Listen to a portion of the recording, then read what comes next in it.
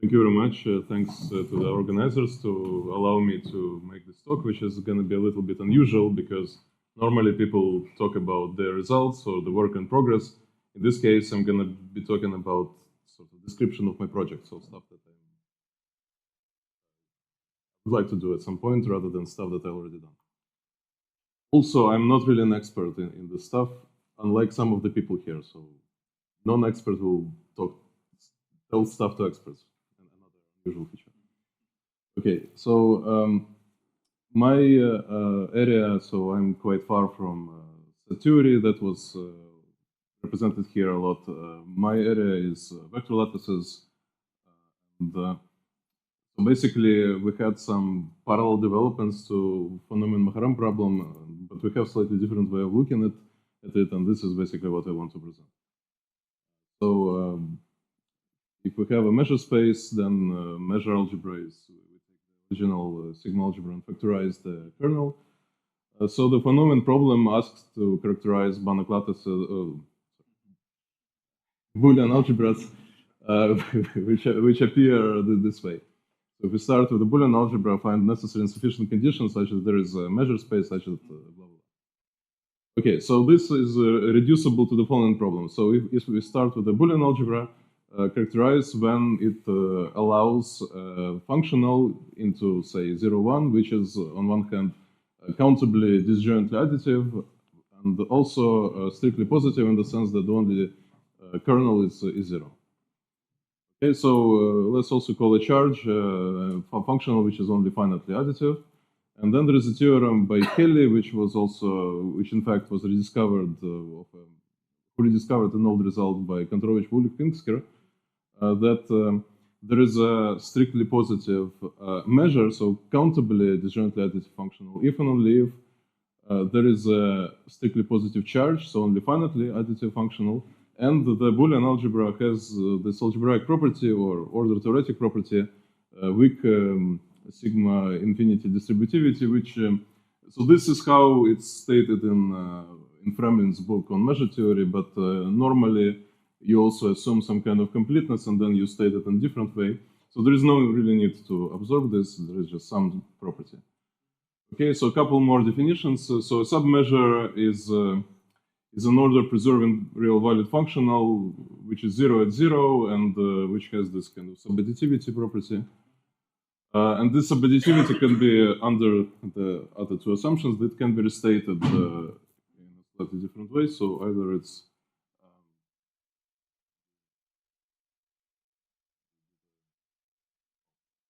okay, so either it's disjoint subadditivity, so disjoint sets add up to the measure of the union is smaller than the sum, or slightly different way, if it's subadditive with this being the group operation. So it's really like a pseudonorm, not like a pseudonorm, this is a pseudonorm. Okay, so now I know that not everybody is familiar with vector lattices, so a very brief introduction. So vector lattice is a real vector space. It can be complex, but there are some issues with it. It's mostly real vector space endowed with the lattice order, such that the order and linear structure are compatible in the sense that if you have an inequality, you can shift it and you can multiply it with a positive number, in the real case. Okay, and in order for everything to work, basically, you also need another assumption, Archimedeanness, which means that if you take a vector and keep dividing it with n, then the infimum of that, positive vector, and the infimum of that is going to be 0.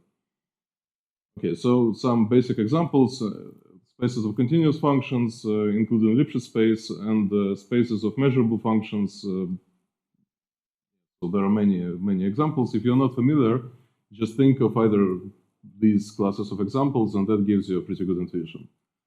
So because we have all these operations available to us, so we can take a supremum of a vector with its opposite and call it absolute value, and then two vectors are disjoint. If their absolute value, the infimum is 0. So again, thinking of functions, this just means that the supports are disjoint. Okay, and then we need a special class of sets, which are called solid. So a set is called solid if whenever you have an element in the set which dominates another element in this sense, then this smaller element also has to be in the set. And an ideal is a solid linear subspace. There are many equivalent ways to define an ideal. In particular, ideals are precisely the kernels of homomorphism. I don't define what homomorphism is, but like the correct notion of morphisms, the kernel will precisely be ideals. Okay, and then we need a full notation. If we have an element, the intersection of ideals is an ideal, so the ideal generated by this element will be denoted like this. So F is the space, and the subscript will be the part generated by. Okay, and a result of principal importance to us is that essentially, if we take this principal ideal, it will always be isomorphic in the vector lattice sense to a dense sublattice of linear sublattice of a space of CK type space. Okay, so usually I refer to this KE as so KE depends on E. I usually call it the Crane-Kakutani spectrum. So basically, this means that any Archimedean vector lattice is just a bunch of spaces of continuous functions kind of patched together. And so, in particular, the weak distributivity, so I defined it for Boolean algebra, but the same definition works for vector lattice, can be characterized in terms of the Crane-Kakutani spectrum. So it is equivalent to the fact that meager sets are Nover-dense, or in other words, Nover-dense sets form a sigma ideal. Okay, so this is pretty kind of compelling property. Okay, so a little bit more terminology. Perhaps let's go back to those slides. So if we just have a submeasure on a Boolean algebra, and we can generate a topology having a submeasure, right? So we can define, in fact, a metric, right? So distance between two sets is the submeasure of the symmetric difference. Okay, so it works in a very similar way how it works with norm spaces. You have don't need the norm, you can have a pseudo-norm, and then that generates a metric. Okay, so now let's consider the class of topologies which correspond to this kind of metrics. So here I want to tackle both cases simultaneously. So either we will have a Boolean algebra or an Archimedean vector lattice. Okay, and we will say that the topology, well, the topology will be locally solid if it has a base at 0 consisting of solid sets. So for vector lattice is solid already defined. For Boolean algebra, solid is it just means downward closed. Yeah, so also these topologies have to be, I mentioned it, they have to be compatible with either linear structure or group structure on Boolean algebra. Okay, so if we start with a topology like this, then essentially we have a nice result similar to what we have in topological vector spaces or locally convex spaces. So any locally solid topology on in general on vector lattices are generated by so-called Reed pseudonorms. So these are subadditive functionals such that the balls with respect of them are solid. And for Boolean algebras, these are generated by submeasures. And as far as I know, this result is not really like it is known, but not in the same sense as other results of this type. So we know that if you have a nice topology, which has some special class of sets, then you can generate it by pseudonorms, which also have kind of special kind of balls. And the same story goes for Boolean algebras, but again, like maybe it's just me, but as far as I know, it's not thought of in these kind of terms. Okay, and again, kind of not surprising, if we have a topology which is first countable, then it's enough to have just a single submeasure or a single pseudonorm. Okay, so now a result which I don't think it was stated in this form, but so it's kind of a combined effort of Kelly and Carlton and Roberts. So if we have a Boolean algebra, so this only works for Boolean algebras as far as I know, a locally solid topology is generated by not submeasures, but additive measures, if and only if it has the so-called uniform exhaustivity property, which means that if you fix a neighborhood of 0, then you can find some limit to how many disjoint elements can be outside of this neighborhood. This n depends on you. Okay. So now let me introduce something that perhaps will be the most kind of novel thing to this audience, the order convergence. So if we have a poset, again, in this case, vector lattice or Boolean algebra, we will say that the net converges in order to an element. If we can find, so this is going to be a bit of a mouthful, so we can find some subset of this poset whose infimum is 0, and with the property that for every element of this poset, we can find the moment of time in our net, such that from that moment on, the distance between the current element of our net and the candidate limit is below this element that we chose. So essentially, this is kind of like epsilon delta, well, not delta, but epsilon type of definition. So we collected a bunch of epsilons. So this Q represents a bunch of epsilons. And then it's enough of them for this, right? And then for every epsilon, there is a moment of time in our net so that the distance becomes smaller than epsilon. Okay, so this is called order convergence. It's not topological. It's another kind of worm. So there is a theory of convergence structures, and this is one of them. Another one is sigma order convergence. It's the same. It's just if we manage to find Q which was countable. Okay, so then we will say that the net converges sigma order. Of course, this is a stronger condition. So sigma order convergence implies order convergence.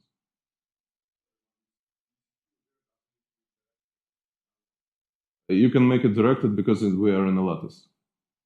So you can replace Q with the set of all. What if two of them? Sorry?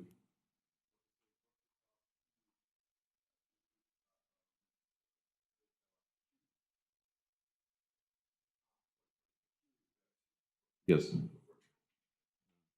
course. Okay, so here is another way of characterizing order convergence. So this works in Boolean algebra. So a net converges specifically to 0 if essentially it becomes eventually disjoint with everybody, almost everybody. Okay, so another description, so this works in any essentially complete lattice. So if we, okay, so this part works just one direction. So if we found some moment of time such that all these, everything here is defined, okay, so this is essentially lim inf, this is lim sup, and they are the same, then we can conclude that the net converges in order. Then if we have the incomplete lattice, then the converse also holds. Okay, so now that we have these two modes of convergence, we know that this one implies this one, but when it's the opposite true, and there's a simple characterization, so we say that a poset has a countable supremum property if whenever we have a set which has a supremum, then this supremum can be achieved by a countable subset. So it's enough to only take countable number of elements, so with the same supremum. Okay, and so essentially, maybe there is no need to read all this stuff, but if we have an Archimedean vector lattice, we kind of take all the principal ideals where we have a countable supremum property, join them together, and we get an ideal as well, and that's like the largest ideal which has the countable supremum property. And then this property is characterized by the fact that the Crane-Kakutani spectrum has the countable chain condition, meaning that there are no more than countable disjoint open sets. Okay, and so the countable chain condition is exactly equivalent to the fact that order convergence is equivalent to sigma order convergence. For Boolean algebra, this is also equivalent to countable chain condition. And for Boolean algebra, for vector lattice, it's equivalent to a slightly, well, very similar but slightly different statement that it doesn't contain order-bounded disjoint sets. Okay, so countable chain condition doesn't contain uncountable disjoint sets. Here we need to add this qualifier order-bounded. Okay, so unfortunately we need yet another mode of convergence to basically deal with this order-bounded stuff. So we will say that the net unbounded order converges if for any two kind of essentially truncations, right? So we take two elements, we truncate from below, truncate from above, and then we get order convergence, okay? So if that happens, we say that the net unbounded order converges. And the equivalent description is if we take a net of differences and then truncate them now only from below or from above. From below, there is no need. Yeah, so that's the same. So this has to order converge to 0. So of course, we can define it for Boolean algebras as well, but you will just take E to be equal to 0, H to be equal to 1, and you will just get order convergence anyway. So here is hopefully a good advertisement for this, is that in LP spaces or any space of measurable functions, for sequences, your O convergence is nothing but convergence almost everywhere. So if you want to ask, okay, convergence almost everywhere defined for sequences, can we generalize it to nets? And this is how we do it. We generalize it in order theoretic way. Okay, and again, this may be no need to read it, but there is a similar description of UO convergence to what happened in order convergence with order convergence in Boolean algebras. So you can describe it in terms of disjointes. Okay, and so these are all convergences which are not necessarily topological, but we can get a topology out of them by declaring a set closed if a limit of a net inside of the set belongs to the same set. And then you can show that these closed sets actually form, I don't know if it's a proper term, topology. So normally topology is defined with open sets. I guess with closed sets, this should be cotopology. Okay, so this way we get a so-called topological modification. So topological modification of order, of sigma order, and UO. These are the ones that will be relevant. Okay, so now we will look at so-called order continuous topologies on Boolean algebras. So there is a result from 70s. It was proven independently by Hans Weber and a team of these people. And I would like to bring your attention to the fact that they are from Uzbekistan. Not often appears in math literature. So if we start with the Boolean algebra, there is at most one Hausdorff order continuous topology. Okay, so it doesn't necessarily exist, but if it exists, there is at most one of them. Basically, Hausdorffness and order continuity don't pull in different directions. So order continuous means that it's weaker than order convergence, meaning that if a net order converges, then it converges with respect to the topology. And then it's not very hard to show that if this topology exists, then topology is complete, or uniformity is complete, if and only if the Boolean algebra is complete. Okay, and then Maharam proved so because it's a group, it's a topological group now, right? You look at uniformity, and then it's yeah. So when I say topology is complete, meaning a topological group. Yeah. Okay, so Maharam proved earlier than that, but she didn't use the same terminology.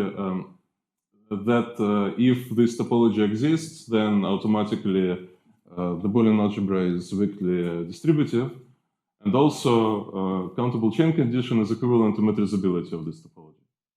And even more crucial, perhaps, is that if in this case, this topology is exactly the topological modification of order convergence, but because we have CCC, this is the same as sigma order convergence. So this topology is generated by a single order continuous submeasure.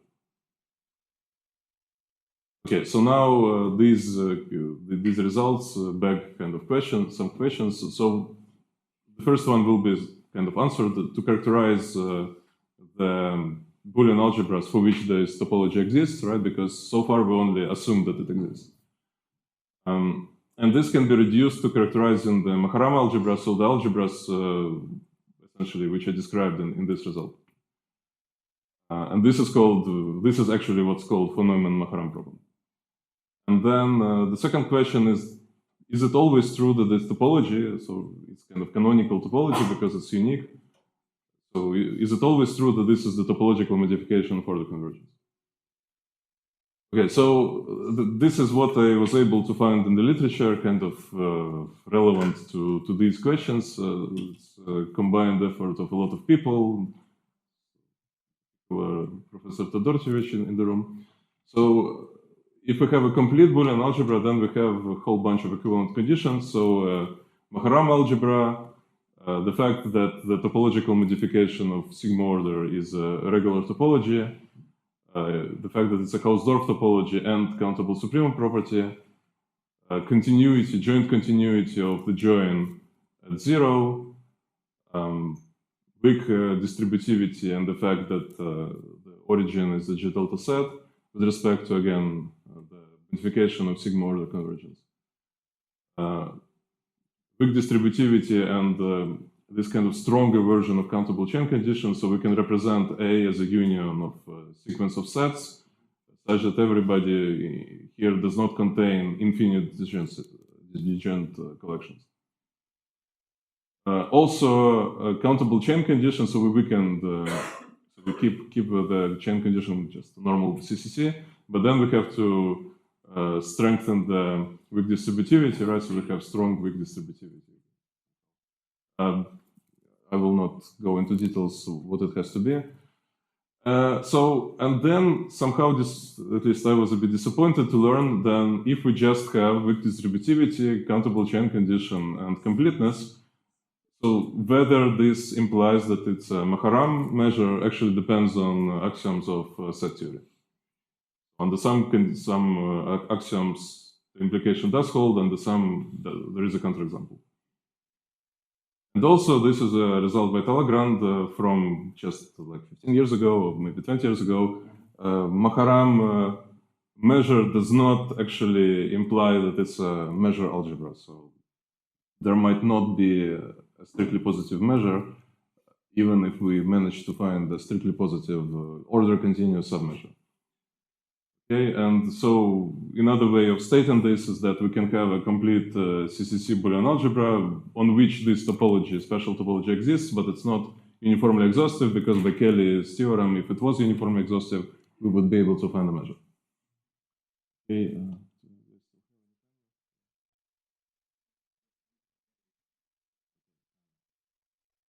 So now finally, because this is actually what I wanted to get to, so on a vector lattice, we kind of have a similar stuff, but again, there are some differences. So unlike Boolean algebras, which only allows one order continuous Hausdorff topology, vector lattice can have different topologies. Just take LP norm on L infinity. They're all different, right? However, again, this is a theorem which encompasses efforts of many people. So instead of order continuity, we should look at UO continuity. So if a topology is locally solid and weaker than UO, then it is the weakest Hausdorff order continuous topology. So the weakest. So in particular, because it's the weakest, it's unique again whenever it exists. So in a special case, when we deal with LP space, or again, space of measurable functions, this special topology is a topology of local convergence and measure. Okay, so now some equivalent conditions, this topology exists, then also there is some order continuous topology on F. Let me here mention that if we manage to find some topology to get from here to here, it's pretty much the same procedure as to get from order convergence to UO convergence. We just kind of truncate the net. And also, another condition is that our vector lattice embeds in a kind of nice way into L0 over the Boolean algebra, where the Boolean algebra has its special topology. And then in this case, the topology is complete if and only if it's not just an embedding, but an equality. So this is some kind of L0 to space. And then metrizability is equivalent to the fact that vector lattice has, so now it's actually CCC. Okay, and finally,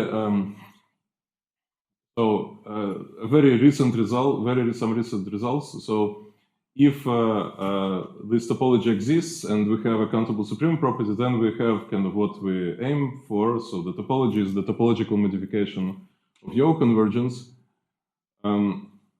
So more precisely, we have that a sequence converges topologically if and only if every subsequence has a further subsequence which converges UO, right? So this is a generalization of Reed's theorem about convergence almost everywhere versus convergence in measure. And perhaps for this crowd, it will be somewhat curious that if we have this property that a convergence sequence converges topologically if and only if every subsequence has a further subsequence. If vector lattice is atomless, implies countable supremum property, but this also depends on set theory. Okay, so this basically means that if we know that this topology exists, then the part with countable supremum property is always pretty big. So it kind of feels like the distance between this result and general result is not that big, right? So we prove that this formula for a chunk, which is kind of big, okay, but in general, it's still an open question. And also another kind of, this is not really a question, it's more like an action plan to find the vector lattice analog of this long list of equivalences. Okay, and another, so this is theorem, which is kind of preliminary, so it might be false, that if the topology exists, then we have the following equivalence, so it embeds into L0 over actual measure now, not the submeasure, but measure. The topology is uniformly exhaustive, and the topology is kind of locally convex, so the restriction to intervals is locally convex. Another one is that essentially the order continuous functionals kind of locally separate points. Okay, so that's basically it. Thank you very much.